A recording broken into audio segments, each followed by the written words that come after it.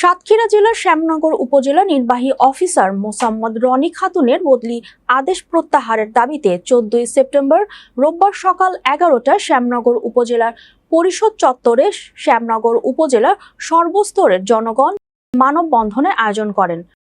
মানববন্ধনে উপস্থিতিদের দাবি, শ্যামনগর উপজেলা উন্নয়নে উপজেলা নির্বাহী অফিসার হিসেবে মোসাম্মদ রনি খাতুনকে গুরুত্বপূর্ণ ভূমিকা পালন করেছে। সেটি সকলের অন্তর জয় করেছে।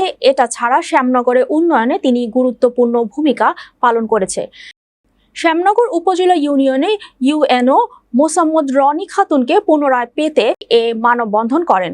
মানববন্ধনে বক্তব্য রাখেন শ্যামনগর উপজেলা প্রেস ক্লাবের সভাপতি সামিউল আজম মনির, ঈশ্বরপুর ইউপি সাবেক চেয়ারম্যান সাদেকুর রহমান সাদেম, আটুলিয়া ইউনিয়ন পরিষদ চেয়ারম্যান আবুল সালেহ বাবু, ভুরুলিয়া ইউনিয়ন পরিষদের panel chairman Hossain Ali, Ramjannagar union পরিষদ প্যানেল চেয়ারম্যান আব্দুল হামিদ লালটু, প্রভাষক আব্দুল ওয়াহাব, মুন্সিগঞ্জ ইউনিয়নের বিশিষ্ট সমাজসেবক আব্দুল রাজ্জাক, বুড়িগোয়ালিনী ইউনিয়ন যুবদল নেতা রুস্তম আলী সহ অন্যান্যরা।